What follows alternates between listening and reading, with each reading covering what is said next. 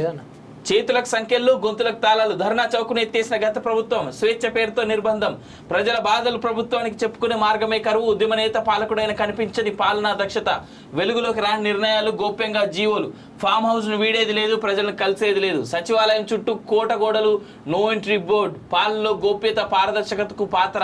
పాపాల పుట్టగా ధరణి వ్యవస్థ అంటూ ఇది నాకు తెలిసి వీళ్ళు దిశ అనుకుంటా కదా వీళ్ళు రోజుకో కథనం రిలీజ్ చేస్తున్నారు 8వ పేజీకి ఒకసారి రోజు ఒక ఆర్టికల్ అప్పటి కేసీఆర్ ఉన్నప్పుడు చేసినటువంటి తప్పిదాల మీద రోజుకో ఆర్టికల్ రాస్తున్నారు నాకైతే భలే నచ్చుతా ఉంది ఇది నీళ్లు నిధులు నియామకాల కోసం 10 ఏళ్ల క్రితం తెలంగాణ ఉద్యమాన్ని ఉవ్వెత్తున రాజేసినాం ప్రత్యేక రాష్ట్రం ఏర్పడితే మన నీళ్లు మనకు మన నిధులు మనకు మన ఉద్యోగాలు మనకు వస్తాయని అంతా భావించాం ఉద్యమానికి వేదిక కావాలని టీఆర్ఎస్ పార్టీని హక్కున చేర్చుకున్నాం కొట్లాడినాం కేసుల పాలైనం జైల్లోకి పోయినాం ప్రాణాలు అర్పించినాం చివరకు రాష్ట్రాన్ని సాధించుకున్నాం ఆ వెంటనే స్వరాష్ట్రంలో జరిగిన ఎన్నికల్లో అదే గులాబీ పార్టీని గెలిపించుకున్నాం ఎన్నో ఆశలు మరెన్నో ఆశయాలు అంటూ కొత్త ప్రభుత్వం కొలువు తీరింది ఒక్కసారి కాదు 2 సార్లు అధికారాన్ని చేపట్టింది కానీ ఏం లాభం 10 ఏళ్ల కాలంలో రాష్ట్ర ప్రజానికానికి ఒరిగింది ఏంటి సొంత రాష్ట్రం వచ్చిందని సంబరపడితే స్వేచ్ఛ లభించలేదు సమస్యలపై ప్రశ్నిస్తే నిర్బంధాలు వీడలేదు గొంతెత్తిన వారిపై అణచివేత ఆగలేదు నిలదీసిన ప్రజలకు ఊసులు తప్పలేదు దశాబ్దాల పాటు ఆంధ్ర పాలకుల చేతుల్లో మోసపోయిన తెలంగాణకు మరోసారి అన్యాయమే జరిగింది పక్క రాష్ట్రం అక్రమంగా కృష్ణా జలాలను తీసుకెళ్లిపోతున్నా పోతే పోనీ అన్న చందంగా గత ప్రభుత్వం వ్యవహరించింది సచివాలయంలోకి నో ఎంట్రీ ఆ పాసులు ఉంటే తప్ప ఇవన్నీ రానియలే రైతు బంధుతో భూస్వాముల ఖజానా ఫుల్ అంతే కదా రైతు బంధు ఎవరెవరికి ఇచ్చిర్రయ్యా అంటే లిమిటేషన్ లేదు ఎన్ని ఎకరాలు ఉన్నా కానీ ఇచ్చేసారు ఆఖరికి హైవేల మీద ఇంతకుముందు భూములు పోయినాయి ఉన్నోళ్ళకు కూడా రైతు బంధు పోయింది రోడ్లకు వచ్చింది ఉపయోగపడని పాలనా వేదికలు కలెక్టరేట్లు సచివాలయాలు వాటి పరిస్థితులు అయితే ఎందుకు మాట్లాడుకుంటాంలే ఆ ప్రగతి భవన్ అయితే కేవలం ఆయన ఉండనీకి పండనీకే కట్టుకున్నాడు దాన్ని గవర్నర్తో నిత్యం ఘర్షణే అంతే ఆమె తిట్టి పోసిరు రోజు తిడుతుండే ఆమె అయితే ఘోరంగా తిడుతుండే ఒక ప్రధానమంత్రి అసలు కలుసు లేదు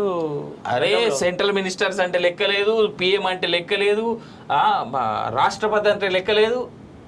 ఈ విషయంలో రేవంత్ రెడ్డిని ఆ ఒక్క విషయంలో మెచ్చుకోవచ్చు ఇప్పుడైతే అందరినీ కలుస్తుండే ఆ విషయంలో ఆ ఒక్క విషయంలో నిజంగానే నువ్వు అన్నట్టుగా కోటగోడలతో అడ్డుకట్ట గత బీఆర్ఎస్ ప్రభుత్వం సంస్కరణ పేరుతో కొత్త పాలసీలను విధాన నిర్ణయాలను తీసుకొచ్చిన 10 ఏళ్లలో ప్రజలకు అందే సేవలు మాత్రం ఎక్కడి గొంగలి అక్కడే అనే తీరులో ఉండిపోయాయి రాష్ట్ర సాధన కోసం సబ్బండ వర్ణాల ప్రజల ప్రాణాలకు కేసులకు తెగించి అప్పుడు ఉమ్మడి రాష్ట్ర పాలకుల ఆదేశాలను లెక్క చేయక ఉద్యమంలోకి దూకారు నిర్బంధం అమలైన ఆందోళన ఆపలేదు కానీ సొంత రాష్ట్రంలో మాత్రం నిరసనలకు వేదికగా ఉన్న ధర్నా చౌకును ఎత్తివేసి ప్రశ్నించే గొంతుకలను ప్రభుత్వం నొక్కేసింది స్వేచ్ఛ పేరుతో నిర్బంధాన్ని అమలు చేసింది వారి బాధలను ప్రభుత్వానికి చెప్పుకునే మార్గమే కరువైంది పాలనలో గ్రీవెన్స్ జూనికిలోకి లేకుండా పోయింది ఉద్యమ నేతే పాలకుడైనందున పారదర్శక పాలన అందిస్తారనుకుంటే నిర్ణయాలేవి వెలుగులోకి రాలేదు జీవోలు గోప్యంగా ఉండిపోయాయి ఉద్యమ ద్రోహులకు